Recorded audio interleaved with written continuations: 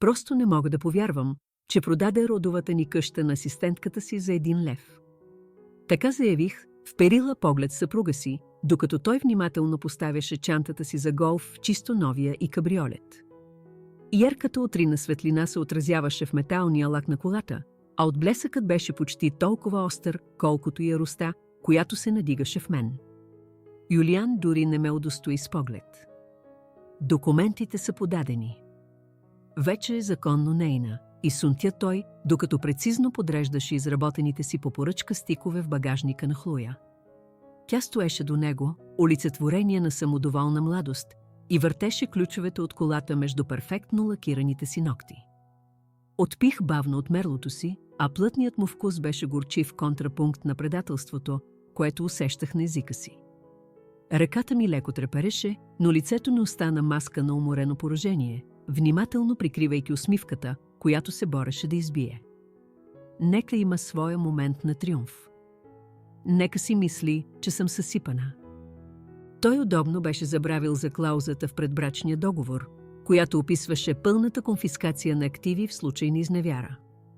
И което е по-важно, той нямаше представа, че прекрасната му асистентка е племенница на старшия съдружник в кантората на моя адвокат по разводите. Не е ли малко рано за вино, Елеонора? Обади се Хлоя с глас, пропит с престорено съчувствие. Лицето й, едва на 20 и няколко години, беше образец на заучена наивност.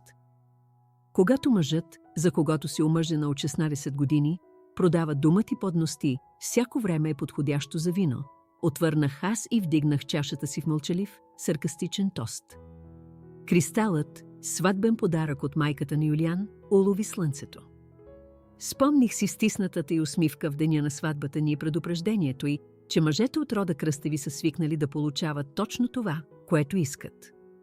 Преди да продължим, ако някога сте били дълбоко предадени от някого, на когото е трябвало да се доверите, тогава тази история ще ви докосне.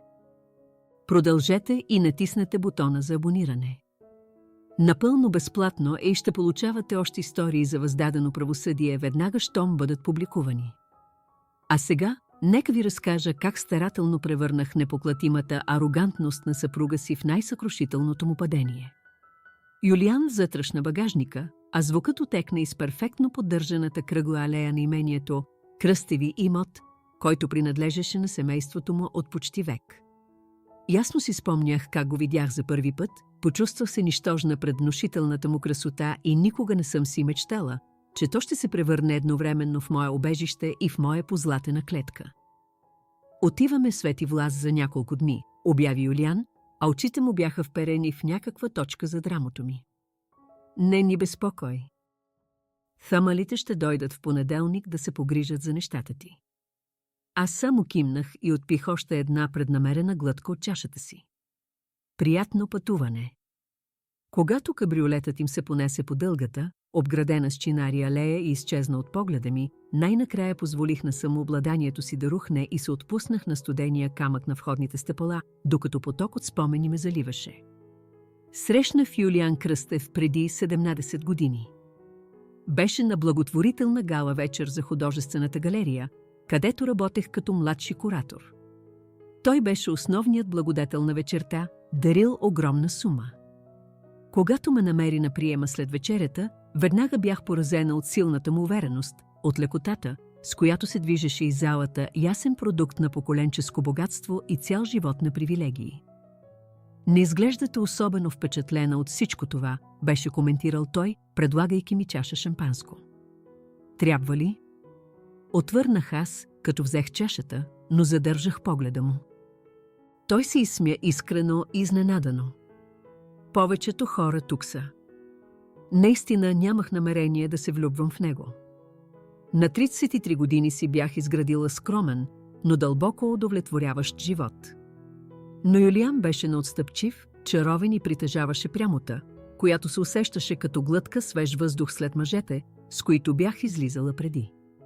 Нашето бурно ухажване завърши с предложение за брак само 4 месеца по-късно. Ще бъдем партньори във всичко, беше се заклял той, плъзгайки огромен семеен диамант на пръста ми. Равни във всичко. Сватбата беше грандиозно събитие, проведено на обширните поляни на имението.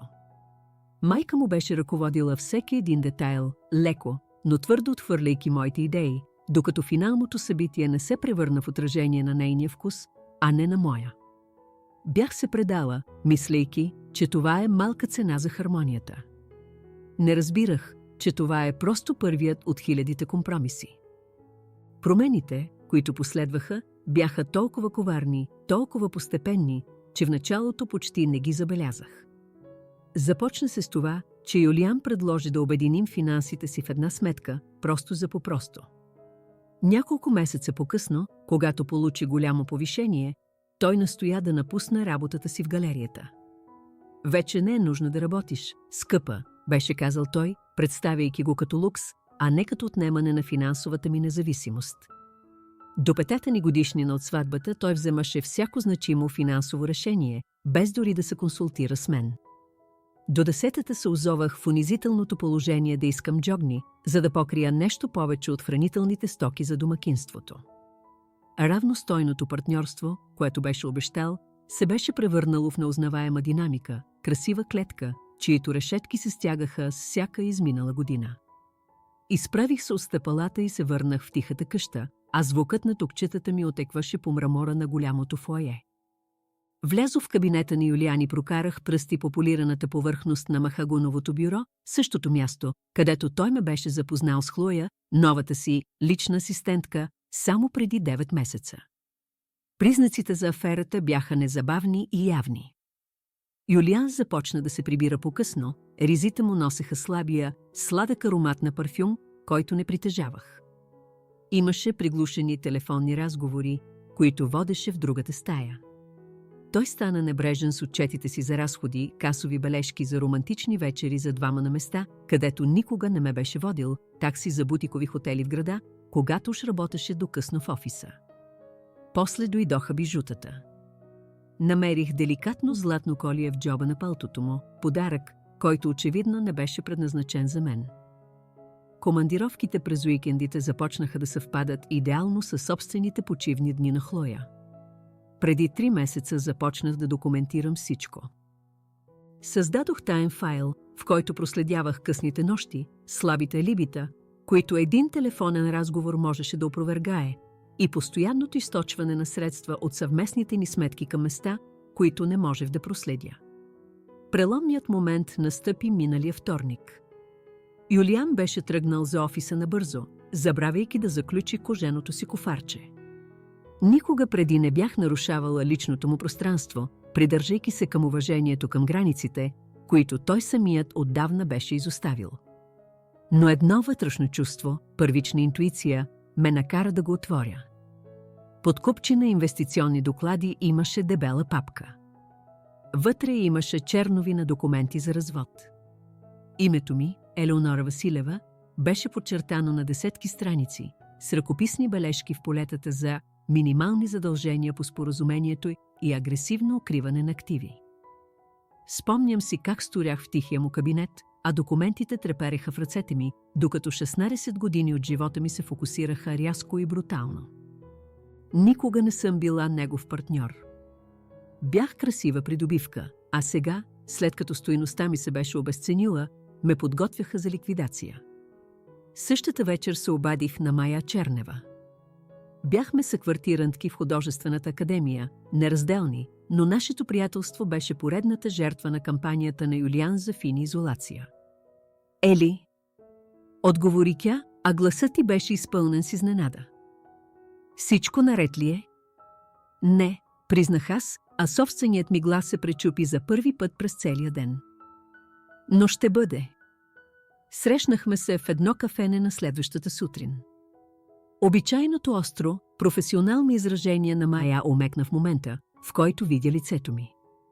«Изглеждаш сякаш не си спала от седмица», отбеляза тя и ми поръча двойно еспресо вместо латето, което бях поискала. «Спала съм 16 години», отвърнах аз. Едва сега се събуждам.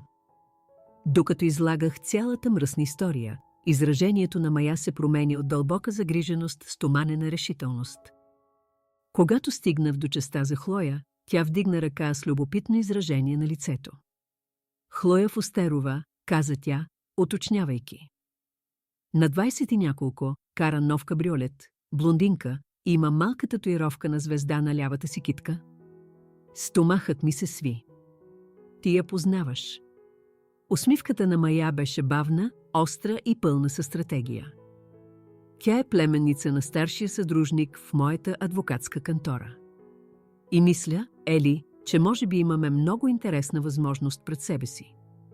Сега, докато вървях през огромните, тихи стаи на дома си, усещах странна смесица от дълбока скръб и вълнуваща свобода.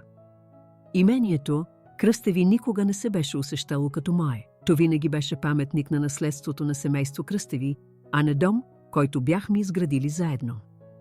Отидох в нашата спалня, вече моя спалня, и отворих вратата на дрешника.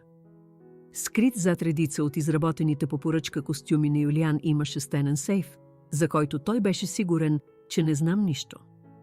Леко въведох комбинацията, датата на сватбата ни. Егото му винаги го правеше толкова предсказуем. Вътре извадих предбрачния договор, който бяхме подписали преди толкова години. Отворих директно на клаузата, която Мая беше посочила, а пръстите ми проследиха думите, които щяха да се превърнат в пълния крах на Юлиан. В случай на доказана изневяра от която иде от страните, всички активи, придобити преди и по време на брака, включително семейни имоти и наследствени дялове, се отнемат в цялост в полза на пострадалата страна. Затворих сейфа, а на устните ми най-накрая се появи истинска, триумфална усмивка. Понякога най-мощните оръжия са скрити в дребния шрифт. Върнах предбрачния договор на скришното му място, а мислите ми вече се въртяха, изчислявайки следващите ми ходове. Тази клауза беше муницията, но знаех, че ми трябва безупречна стратегия, за да спечеля тази война. Юлиан беше твърде богат, с твърде много връзки. Не можех да си позволя нито една грешна стъпка. На следващата сутрин отидох до една незабележима офис сграда в центъра, където Мая беше уредила среща със своя старши съдружник Есика Радева. За разлика от блестящата стеклена кула, в която се помещаваше Кръстев Капитал Инвестмънтс, това място беше изцяло делово, функционално издържано, също като самата Есика. Тази клауза за изневяра е много необичайна, заяви Есика, а писалката й почукваше в равномерен ритъм по нейното копие на нашия предбрачен договор. Кабинетът ти беше компактен, но безупречно организиран, а дипломите и от юридическия факултет на Йейл висеха дискретно на стената. Особено за семейство с стари пари като Кръстеви. Те обикновено бронират активите си срещу всичко. Юлиан смяташе, че това е романтичен жест, обясних аз, а споменът за самодоволната му усмивка беше ярък в съзнанието ми. Каза, че това доказва колко е сигурен в нашата доживотна вярност. Всъщност, сега осъзнавах, той просто се наслаждаваше на грандиозния, театрален жест, абсолютно сигурен, че никога няма да бъде хванат. Есика се наведе напред, а очите й бяха остри. Но вие имате доказателства. Някои. Но ми трябват повече. Нещо неоспоримо. Тя кимна, а погледът й вече изчисляваше. Тогава ще изградим железен случай.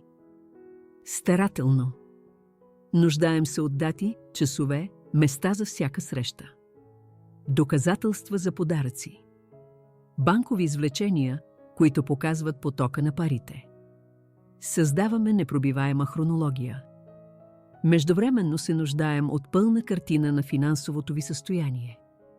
Тези думи ме удариха като физически удар. Аз не знам пълното ни финансово състояние. Изражението на Есика омекна почти незабележимо. Това не е необичайно, Ели. Но това е първото и най-значимо препятствие пред нас. През следващия час съставихме плашещ списък с документи, които трябваше да намеря, данъчни декларации за 10 години назад, инвестиционни отчети, нотариални актове за имоти, за които едва знаех, че притежаваме. Самият мащаб на моето невежество беше ужасяващ. Бях се отказала напълно от контрола над собствения си живот. Той ви е изолирал, отбеляза тихо Есика, докато се мъчев да назова дори една от брокерските къщи, които използвахме. Финансово, Социално това е класически модел на принудителен контрол. Въпросът, който зададе след това, увисна във въздуха като обвинение. Оса Мая, кого имате системата си за подкрепа? Мислено прегледах списък с призраци. Приятелите ми от галерията бяха изчезнали преди години. Братовчетка ми, която някога ми беше като сестра, сега беше просто име списъка за коледни картички. Книжният ми клуб се разпадна, след като Юлиан продължаваше да насрочва неизбежни конфликти в дните на срещите ни. Дори не забелязах как се случва, прошепнах аз, а гореща вълна от срам заля врата ми. Той винаги имаше толкова правдоподобни причини. Двойката, с която пътувахме. Той каза, че съпругът ми е направил намеци. Близката ми приятелка Катерина. Той твърдеше, че завижда на богатството ни и това я огорчава. Погледът на Есика беше твърд и лишен от осъждане. Изолацията е основен инструмент за контрол, Ели. Но в този случай тя работи в наша полза. Юлиан предполага, че сте сама и безсилна. Той ви подценява. Това е най-голямата му уязвимост. Напуснах офиса на Есика с нов предплатен телефон и силно, непознато чувство за цел. Срамът от положението ми все още беше там, но се кристализираше в нещо потвърдо, посилно, решителност. През следващите 2 седмици се превърнах в съдебен счетоводител в собствения си брак. Докато Юлиан беше в офиса, аз бях тифа вихрушка, снимах финансови отчети, изтеглях данъчни декларации и правех копия на всеки документ, който можех да намеря. Открих офшорни сметки, за които никога не беше споменавал, и нотариални актове за имоти в 4 различни държави. Колкото повече копаех, толкова повече разбирах потресаващия мащаб на измамата на Юлиан. Не бяхме просто заможни, бяхме стратосферно богати, далеч отвъд това, което той някога ме беше накарал да повярвам. И той методично прехвърляше милиони сметки, които носеха само неговото име от години. Проследяването на самата афера беше почти смешно лесно. Юлиан беше станал арогантен в сигурността си, че не забелязвам нищо. Направих снимки на него и Хлоя, докато извизаха от бутикови хотели след обед. Документирах колата и паркирана на алеята ни в Ните, когато трябваше да съм на нов клас по пилатес, за който той така щедро ме беше записал. Дори успях да клонирам телефона му една вечер, след като беше прекалил с уискито и беше заспал, което ми даде пълен достъп до историята на съобщенията им. Не мога да спра да мисля за теб, беше написала Хлоя след една от срещите им. Жена ти няма и представа на какво си способен. Тя не ме предизвиква като теб, беше отговорил Юлиан. Още малко юридически маневри и ще бъдем свободни. Четенето на думите им ме накара да се почувствам физически зле, но запазих всяка екранна снимка, качвайки всичко на защитен сървър, който Есика беше създала. Всяко съобщение беше още една тухла стената, която изграждах около него. Най-трудната част беше представлението. Трябваше да продължа да играя ролята на отдадената, леко скучна съпруга. Приготвях в любимите вечери на Юлиан, питах го за деня му и се преструвах, че не виждам бледото петно от червило на ляката на ризата му или не забелязвам как се отправя право към душа в момента, в който влезе през вратата. Усмихвах се на прозрачните му извинения за късни нощи в офиса, когато имах снимки с времеви печат на него и Хлоя, влизащи в апартамента и в центъра. Изглеждаш различна напоследък, коментира Юлиан една вечер, докато му наливах любимото сингъл малцово уиски. По-тиха. По-приемаща. Подадох му чашата, а върховете на пръстите ми се докоснаха до неговите. Просто се опитвам да бъда по-благодарна за това, което имаме, казах аз, а скритият смисъл беше малка, лична победа. Следващия вторник се отбих в едно малко независимо кафене, далеч от обичайния ми квартал, нуждаейки се от тихо място, за да прегледам бележките си преди срещата с Есика. Разглеждах банково извлечение, когато чух познат глас на щанда. Голямо слабо ванилово лате, с допълнителна доза кафе, без пяна. Вдигнах поглед и видях Хлоя, с гръб към мен, нетърпеливо потропваща с крак. Започнах бързо да прибирам документите си с надеждата да си тръгна незабелязано, но тя се обърна и очите и се впиха в моите. По лицето й премина проблясък на разпознаване, веднага последван от нещо, което не очаквах – не вина, а хладна пресметливост. Тя тръгна право към масата ми. „Госпожо Кръстева“, каза тя. „Какво съвпадение?“ „Хлоя“, отвърнах аз, а сърцето ми блъскаше в ребрата, докато се борех да запазя глас си равен. „Обикновено не се озовавам в тази част на града.“ „Аз също“, каза тя и се плъзна на стола срещу мен без покана. „Само когато посещавам роднини.“ Задържах погледа и изражението ми беше неутрално, въпреки че умът ни препускаше. Роднини. Леля ми живее само на няколко пресечки от тук. Може би дори я познавате. Катерина Петрова. Името ме удари като физически шок. Катерина. Най-добрата ми приятелка от времето в галерията. Жената, срещу която Юлиан систематично ме беше настройвал, убеждавайки ме, че е токсична и злобна. „Катерина е твоя Леля“, заявих аз, а последиците се завихриха в главата ми. Усмивката на Хлоя беше неразгадаема.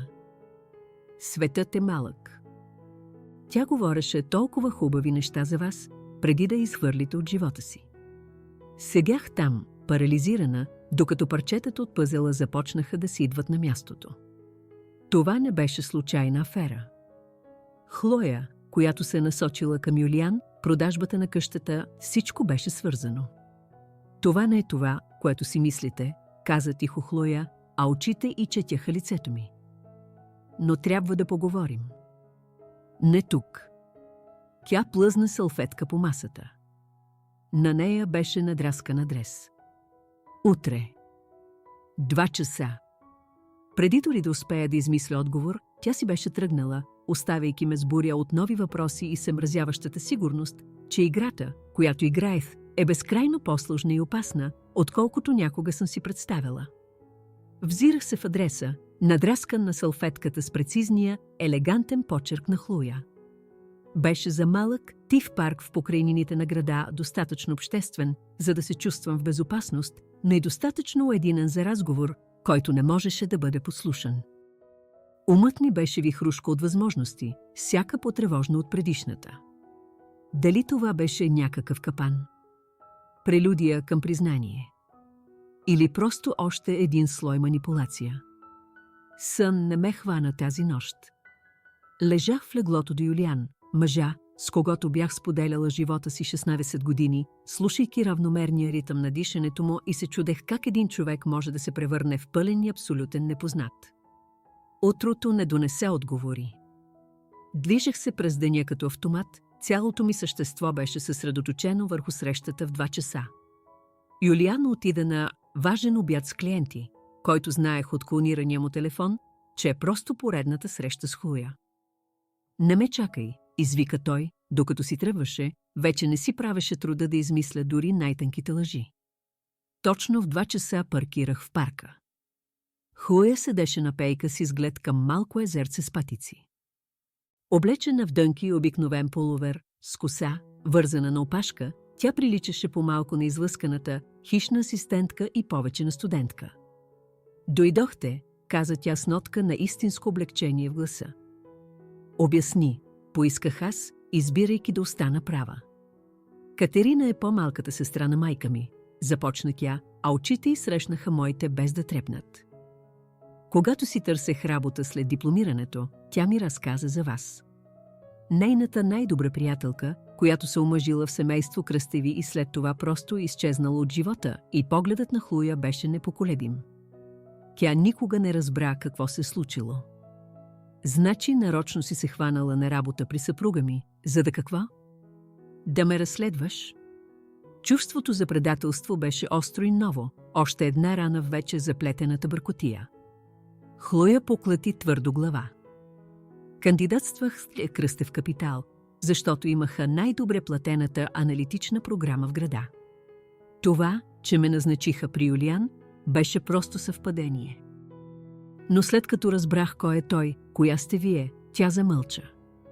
започнах да забелязвам разни неща. Като факта, че спеше с теб, казах аз, неспособна да скрия киселината в глас си. Като факта, че систематично присвоява средства от портфейлите на клиентите си, включително на собствения ми баща, контрира Хлоя, а гласът й се втвърди. Като факта, че прехвърля активи в офшорни зони в подготовка за развод с вас. Като факта, че е проучвал наемни убийци в тъмната мрежа. Последното изречение спря дъха ми. Какво? Хлоя извади телефона си и ни показа екранни снимки. Бяха у служебния компютър на Юлиан, разговори, които тя внимателно беше документирала. Текстът беше смразяващ, запитвания за трайни решения, непроследими инциденти. Той не иска просто да се разведе с вас, Ели. Той иска да ви няма, каза тя с нисък и настоятелен глас. Искът за развод е неговото алиби. Ако нещо нещастно се случи с вас, той може да твърди, че вече е планирал чиста, законна раздяла. Коленете ми омекнаха и най-накрая се отпуснах на пейката до нея. Но защо? Пред брачният договор той може просто да се разведе с мен. Заради клаузата за изневяра, обясни Хлоя, а парчетата се сглобяваха с ужасяваща скорост.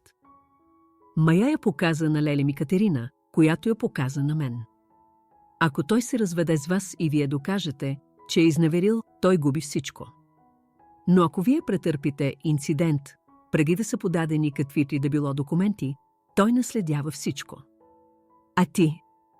Попитах най-накрая, а въпросът увисна между нас. Каква е твоята роля във всичко това? Аферата, къщата, изражението на Хлоя беше мрачно. Да ви защитя. И да събера доказателства, за да го вкарам в затвора. Всичко, което съм направила, е документирано и споделено с Есика Радева. Всеки разговор, всеки финансов документ, който ме е карал да подготвям. Прехвърлянето на къщата беше негова идея. Той е толкова заслепен от егото си, че си мисли, че съм напълно влюбена в него, готова да бъда негов съучастник. Мъчех се да осмисля всичко. Как мога да съм сигурна, че мога да ти вярвам? Не можете, призна тя честно. Но в момента аз съм най-добрият ти шанс да го спрете, преди да направи нещо, което не можем да отменим. Тя ми подаде малка флашка. Това е всичко. Финансови записи, неговите комуникации, доказателства за аферата и проучването му за организиране на вашия инцидент. Есика има копия от всичко. Обърнах малкото парче пластмаса в дланта си. Този малък предмет съдържаше истината за характера на съпруга ми. Защо? Попитах отново. Защо правиш всичко това? За леля ми Катерина, която никога не спря да тъгува за най-добрата си приятелка. За баща ми, чийто пенсионен фонд Юлиан ограби. И може би, призна тя, а гласът й омекна, защото не мога да понасям да виждам още една жена да бъде използвана и захвърлена от мъж, който си мисли, че парите му го правят непобедим. През следващия час Хлоя изложи смел, сложен план. Той щеше да използва собствената арогантност на Юлиан срещу него. Щяхме да му позволим да вярва, че схемата му напредва перфектно. Хлоя щеше да продължи да играе ролята на отдадената любовница, като през цялото време ни снабдява с информация. Аз щях да играя ролята на съкрушената, нищо не подозираща съпруга, напълно невежа за смъртната опасност, в която се намирах. Времето е всичко, подчерта Хлоя. Трябва да го оставим да се почувства така, сякаш вече спечелил, преди да направим своя ход. Докато обмисляхме детайлите, мислите ми се върнаха към деня на сватбата ни, към момента, в който подписахме предбрачния договор. Аз бях тази, която настоя за клаузата за изневяра, не от несигурност, а като свидетелство за това, което вярвах, че ще бъде нашият брак. Ако наистина ще бъдем равностойни партньори, бях казала на Юлиан в задушния кабинет на адвоката му, тогава верността не е задължение, тя е основата.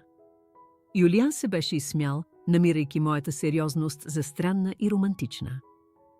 Включете го, беше инструктирал адвоката си с величествен жест. Макар че, разбира се, никой от нас никога няма да има нужда от него. Самодоволната увереност на лицето му онзи ден беше същото изражение, което носеше сега, когато говореше за нашата раздяла, напълно убеден в собствения си блясък, напълно сляп за предстоящото си падение. Когато се прибрах от парка, заварих Юлиан в кабинета му с чаша уиски в ръка, въпреки ранния следобеден час.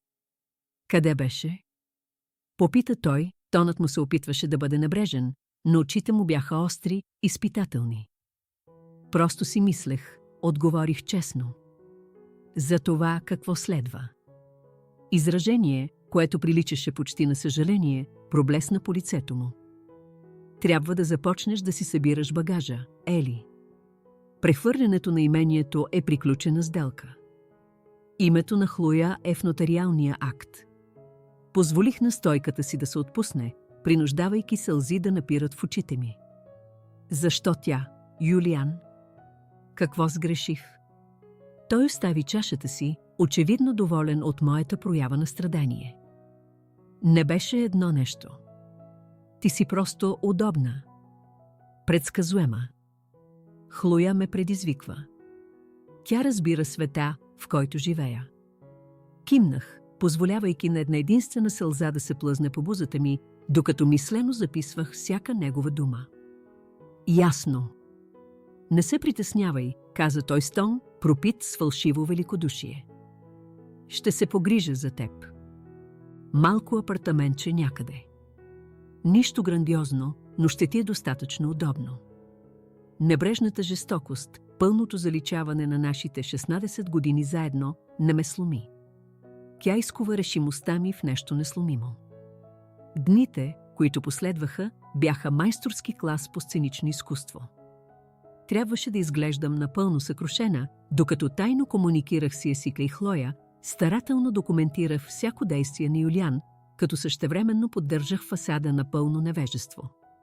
Нощите бяха най-лоши, лежейки до мъж, който активно заговорничеше за моята смърт, преструвайки се на заспала, докато всеки нерв в тялото ми беше нащрек. През деня го гледах как демонтира съвместния ни живот. Той разпродаваше произведения на изкуството, които лично бях придобила за нашата колекция, и закриваше съвместни сметки, докато презрението му към мен ставаше все по-осезаемо, сигурен в убеждението си, че съм безсилна жертва. Почти не ядеш, отбеляза той една вечер с хищнически блясък в очите. Наистина трябва да се грижиш по-добре за себе си, Ели.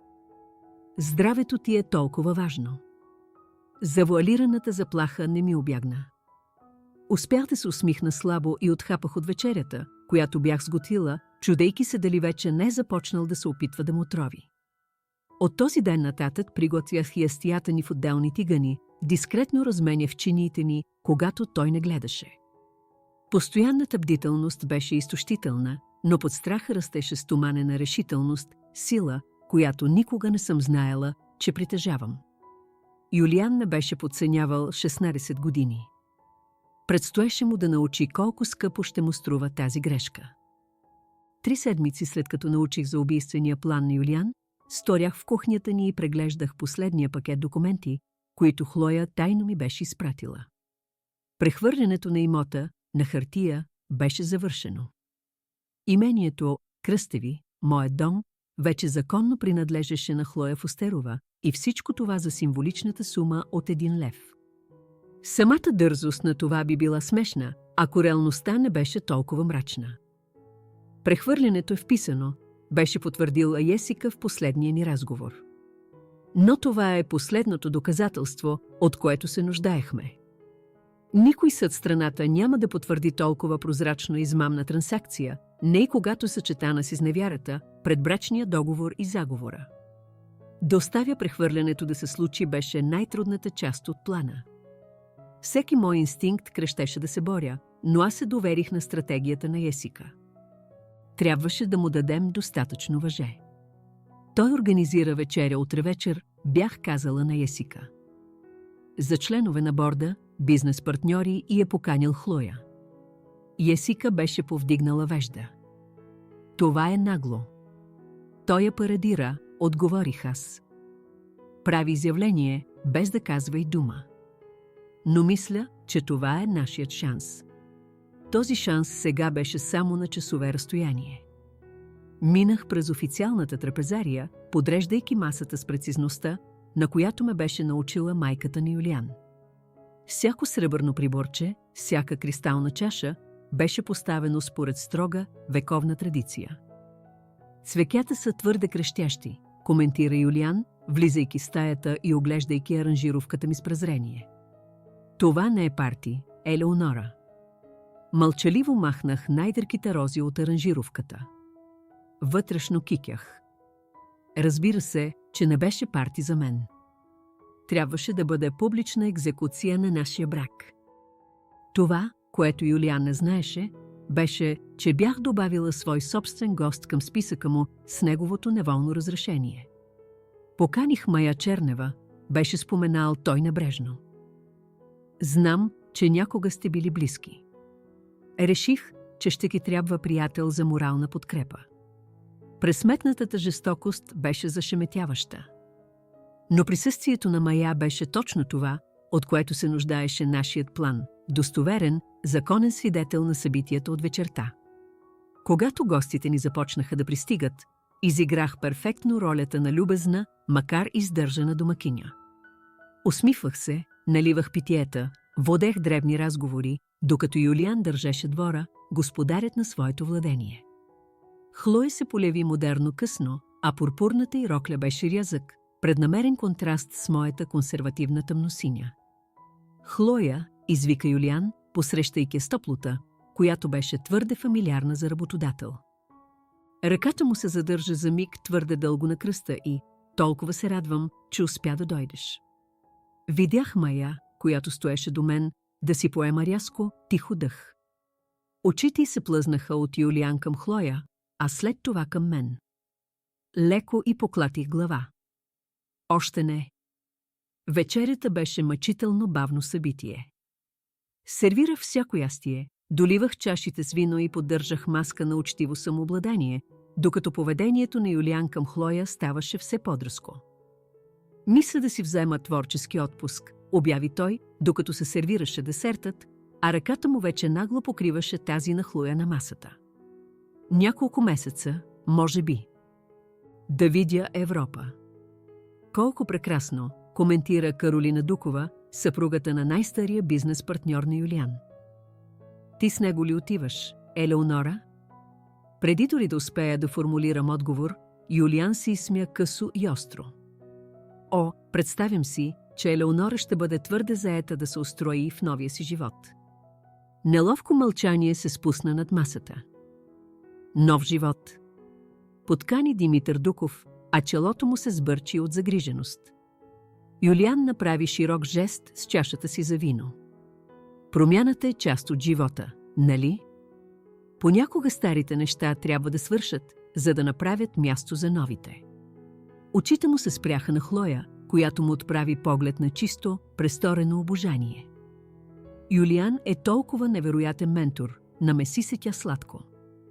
Той ме учи на толкова много неща за управлението на големи активи, като това самото имение. Хлоя има истински талант за придобивания, добави Юлиан, а усмивката му стана отровна, докато погледът му падна върху мен. Позволих на вилицата ми за десерт да се изплъзна от пръстите ми, а острият звън по порцелана смълча стаята. О, простете, промърморих аз и се наведох да я вдигна. Толкова съм непохватна. Под масата ръката на Мая намери моята и я стисна силно. Жест едновременно на подкрепа и предупреждение. Нека продължава да говори. Всъщност, продължи Юлиан, пиян от собствената си власт, Хлоя вече е собственик на този имот. Блестящ преговарящ, нашата Хлоя. Поредица от чуваеми яхвания се разнеса около масата. Продал си имението Кръстеви? Попита Димитър, а гласът му беше пропит с недоверие. Прехвърлих собствеността, поправи го Юлиан, очевидно наслаждавайки се на шока. Време е за нова кръв, нова визия. Хлоя има безупречен вкус. А какво ще стане с Елеонора? Попита Мая, тонът ти беше перфектно премерен, за да звучи като проста, приятелска загриженост. Юлиан махна пренебрежително с ръка. За нея ще се погрижат. Скромно. Хлоя се наведе, изражението й беше маска на сериозност. Всъщност предложих да документираме цялото споразумение, просто за пълна прозрачност. Тя се обърна към Юлиан. Всъщност донесох формулярите, които споменах. Можем дори да ги подпишем точно сега, с всички тук като свидетели. Това беше гениален ход. Хлоя го примамваше да създаде още доказателства за собствената си измама, точно пред стая, пълна с влиятелни свидетели, като същевременно караше себе си да изглежда отговорна. Юлиан, твърде заслепен от виното и собственото си его, за да види капана, грейна към нея. Отлична идея. Обожавам твоята задълбоченост. Докато Хлоя вадеше документите от чантата си, аз се извиних и отидох в кухнята. Имах нужда от момент. Самите стени на дома, който щях да си върна, сякаш бръмчаха от напрежението на вечерта. През предходните седмици тихомълком се бях подготвила за този момент. Ден след ден, докато Юлиан беше в офиса си, бях опакувала малки, значими вещи, ръчно написаната готварска книга на баба ми, стари фотоалбуми, собствените ми бижута и ги бях преместила в сигурен склад. Тайно се бях свързала отново с Катерина и други приятели, които Юлиан беше изтласкал от живота ми, възстановявайки системата за подкрепа, която той беше рушил с години. Бях започнала също да прехвърлям комунални услуги и други сметки обратно на мое име, малки актове на административен бунт, които щяха да улеснят прехода ми към независимост. Когато се върнах в трапезарията с поднос кафе, заварих Юлиан да подписва документите на Хлоя с драматичен замах на писалката си. Огромният му подпис беше просто още едно доказателство срещу него. Засвидетелствано и документирано. Обяви той, оглеждайки се в морето от неудобни лица. Очите му най-накрая срещнаха моите, търсейки опустошението, което толкова отчаяно искаше да види. Аз просто му се усмихнах спокойно и му налях кафе, точно както го обичаше. 3 дни по-късно Юлиан си събираше багажа за предполагаема бизнес-конференция, която всъщност беше новият му живот с Хлоя. Стоях на алеята и го гледах как товари скъпоценните си стикове за голф в кабриолета й. Беше същата сцена, която беше започнала цялото това изпитание, но сега я виждах с перфектна яснота. Предполагам, че това е, каза той, без дори да се опитва да скрие самодоволното си удовлетворение. Хамалите ще дойдат за останалите ми неща следващата седмица. Ти наистина просто си тръгваш, казах аз, гласът ни беше внимателно модулиран, за да звучи треперещ. След 16 години. Той погледна своя Ролекс, нетърпелив. Отдавна свърши, Ели. Знаеш го. Предполагам, че просто не исках да повярвам, отвърнах аз, а частичната истина имаше вкусна пепел в устата ми. Триумфална усмивка се разля по лицето му. Той беше спечелил.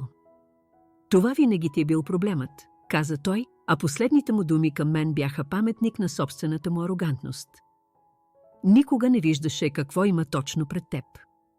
Докато се плъзгаше на пътническата седалка и Хлоя потегляше с мръсна газ, изражението му беше на чиста, неподправена увереност.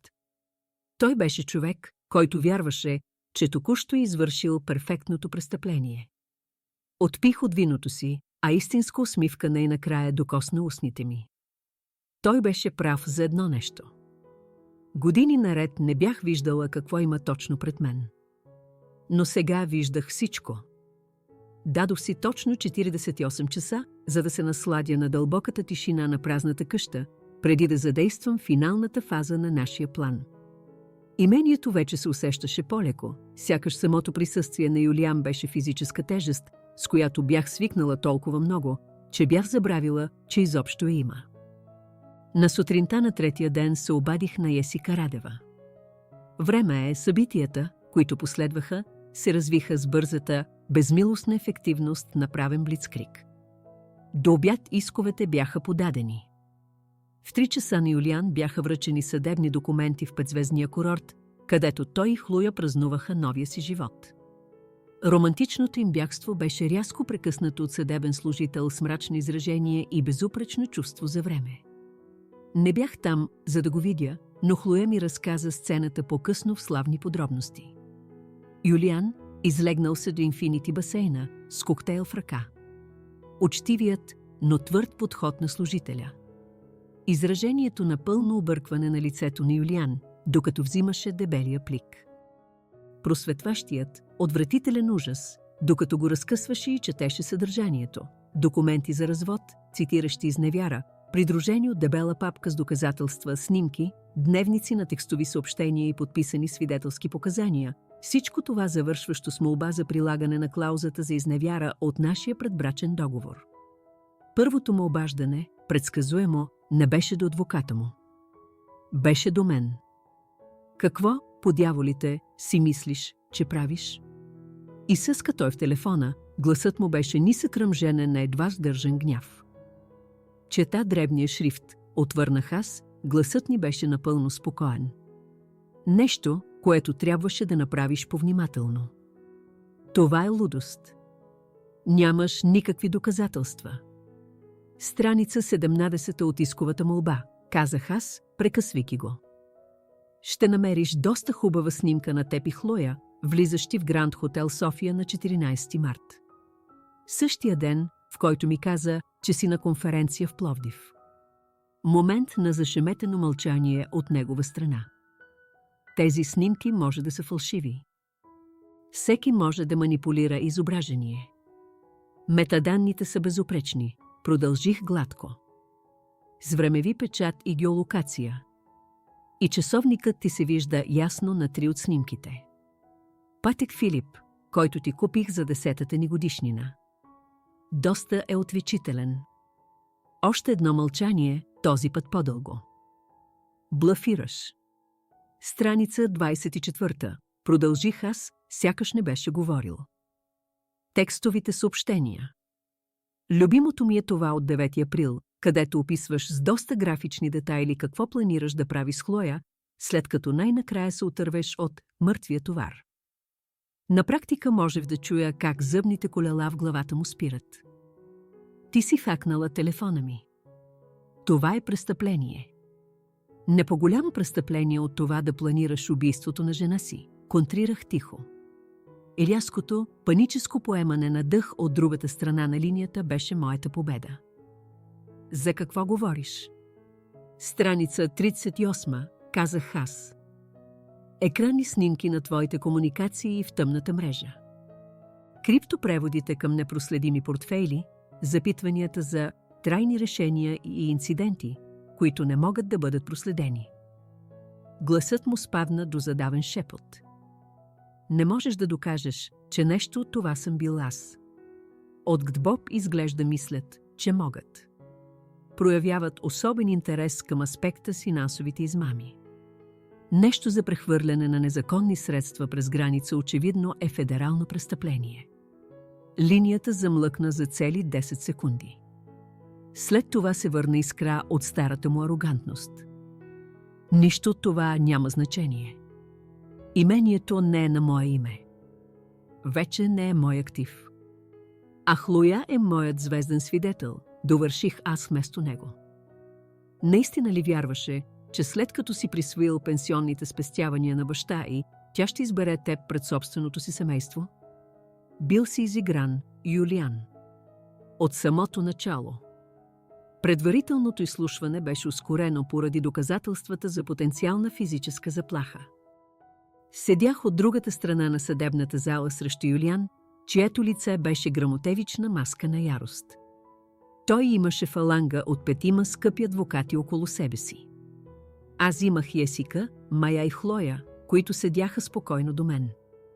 Качество пред количество. Съдията, внушителна жена на 60-те, която излъчваше аура на безкомпромисен авторитет, прегледа документите. Когато стигна до раздела, описващ прехвърлянето на имота за 1 лев, тя вдигна поглед над очилата си, а погледът ти беше като лед. Господин Кръстев, казвате ми, че сте прехвърлили семейен имот на стойност 15 милиона лева на госпожица Фустерова за сумата от 1 лев? Главният адвокат на Юлиан се изправи. Ваша чест, това беше законен подарък между работодател и неговата секретарка, довърши съдията вместо него, гласът й беше сух. С която е имал афера, докато едновременно е планирал да се разведе със съпругата си от 16 години. Правилно ли е? Прехвърлянето беше законно извършено, Ваша чест, настоя адвокатът. Всички необходими формуляри бяха подадени. Всъщност, обади се Хлоя, гласът й прозвуча с яснота в тихата съдебна зала. Не бяха. Документите, които господин Кръстев подписа на вечерята, бяха просто потвърждения, че той ми инструктира да създам измамно прехвърляне на собственост с изричната цел да заобиколи предбрачния си договор. Лицето на Юлиан стана напълно бяло, докато Хлоя подаваше документ на съдебния секретар. Това е моята клетвена декларация, Ваша чест, в която подробно са описани инструкциите на господин Кръстев към мен, заедно с аудиозаписи на нашите разговори за намеренията му. Съдията прочете документа, а изражението й се втвърди като гранит. Госпожице Фостерова, вие сте действали като поверителен информатор, след като сте открили плана на господин Кръстев да навреди на съпругата си? Да, Ваша чест. Съдебната зала забръмча от шепот. Адвокатът на Юлиан трескаво поиска почивка. Докато се скупчваха в панически кръг, очите на Юлиан се впиха в моите през залата. Омразата беше там, но под нея имаше нещо, което никога не бях виждала в него преди – чист, неподправен страх. Когато изслушването се възобнови, тонът се беше променил напълно. Адвокатите на Юлиан вече не бяха в атака. Те бяха в пълен режим на овладяване на щетите, говорейки за недоразумения и предлагайки споразумение, което би било немислимо само преди седмици. Съдията не беше впечатлена. Съдът намира, че има повече от достатъчно доказателства за запориране на всички активи на господин Кръстев, в очакване на пълно наказателно разследване на тези изключително сериозни обвинения. Излизайки от тази съдебна палата, почувствах лекота, каквато не бях изпитвал от години. Не беше просто триумф, беше усещането да направя първата крачка обратно в собствения си живот. Самият развод отне месеци, за да се финализира, но изходът беше предрешен. Клаузата за изневяра беше приложена и Юлиан загуби всякакви претенции към общото ни богатство. Измамното прехвърляне на имота беше анулирано. Наказателното дело срещу него продължи по отделен път, гарантирайки, че той никога повече няма да бъде заплаха за мен или за когото и да било друг. По-дълбоко от всяка финансова победа беше възвръщането на самата мен. Предекорирах имението, изпълвайки го с живи произведения на изкуството и цветове, които обичах. Организирах партита за старите си приятели и къщата се изпълни със смях за първи път от години. Свързах се отново с братовчетка си, която плака от облегчение, когато се обадих. Възстанових приятелството си с Катерина, парче по парче, лекувайки рана, която Юлиан безсърдечно беше нанесъл. 6 месеца след онзи първи ден в съда официално стартирах фондация от източното крило на имението, ресурсен център, предлагащ финансова и правна помощ на жени, бягащи от контролиращи и насилствени ситуации. Иронията да използвам семейния дом на Кръстеви за такава цел не ми обядна. Беше поетична справедливост, превръщайки символ на потиснически контрол във фарно властяване. В една топла лятна вечер, точно година след като Юлиан си беше тръгнал с Хлоя, ние двете седяхме заедно на предната веранда и гледахме как слънцето се скрива под хоризонта. Днес го осъдиха, каза тихо Хлоя, въртейки виното в чашата си. 10 години за финансовите престъпления. Обвиненията в заговор бяха по-трудни за доказване, но това е дълго време. Кимнах, а усещане за тиха окончателност ме обзе. Достатъчно е, някога съжаляваш ли? Попита тя след миг. Че се омъжи за него? Обмислих въпроса и не. Съжалявам, че се изгубих за толкова дълго, но не съжалявам за преживяването. То ме научи колко силна съм всъщност. Нямаше да бъда тази версия на себе си без него. Хлоя се усмихна и вдигна чашата си. За дребния шрифт и новите начала. Чукна в чашата си в нейната. И за това винаги да четем целия договор, преди да подпишем. Залязощото слънце хвърляше дълги, спокойни сенки по муравата, където някога бях стояла и гледала как животът ми привидно се разпада. Отпих още една глътка вино, наслаждавайки се на сложните му нотки. Животът, бях научила, беше такъв. Имаше пластове горчивина и сладост, но винаги си струваше да се изживее в неговата цялост. Имението вече не беше позлатена клетка или трофей. Беше просто дом, моят дом, построен върху основата на трудно извоювана мъдрост. И какво следва? Попитах Хлоя, жестикулирайки към обширните земи.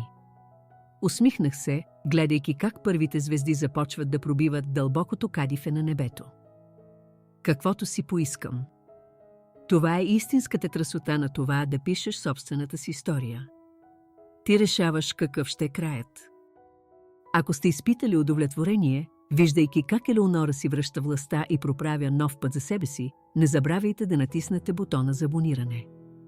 Има още много истории за устойчивост и справедливост, които чакат да бъдат разказани. Край на историята.